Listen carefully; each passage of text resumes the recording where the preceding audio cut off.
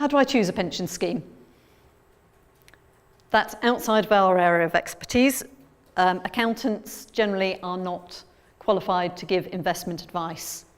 However, I would say it's not just the investment you're looking at, but the ease of administration for you as an employer is probably something that you wouldn't normally think about. So this, find yourself a good IFA, and we're happy to pass on names of IFAs that we work with, that we like.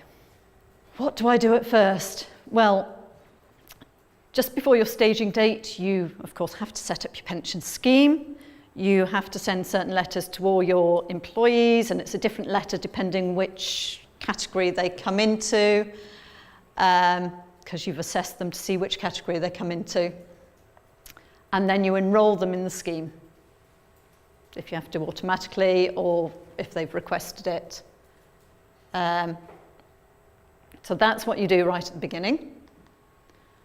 And then every month you have to reassess all those employees again.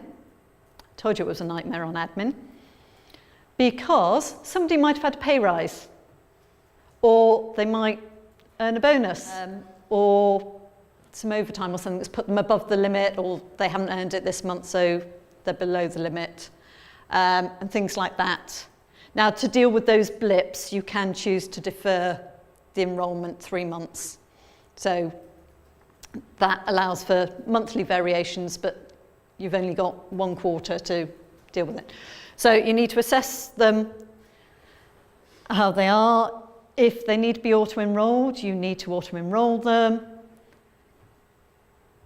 If somebody wants to opt out, you have to put that through your system as well. And then the thing that happens every 3 years, this starts again. The initial assessment starts again. So you've set up your pension scheme, your employees opted out. 3 years later, you have to auto-enroll them again, possibly for them to opt out, possibly not.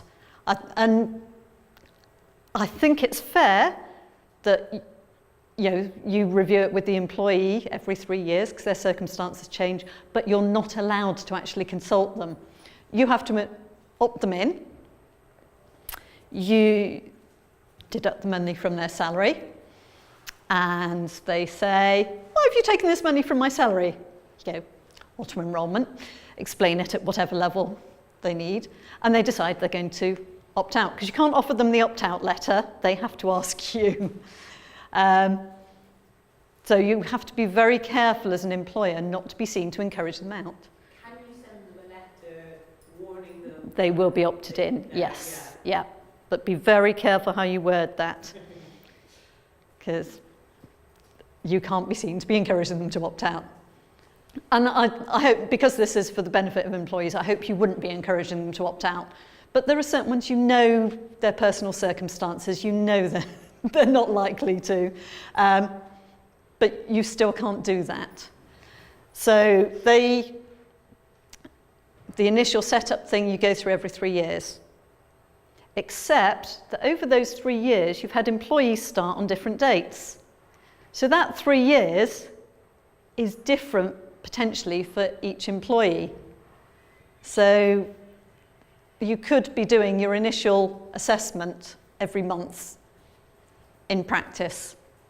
You've got 12 employees, they all re-enroll on a different month.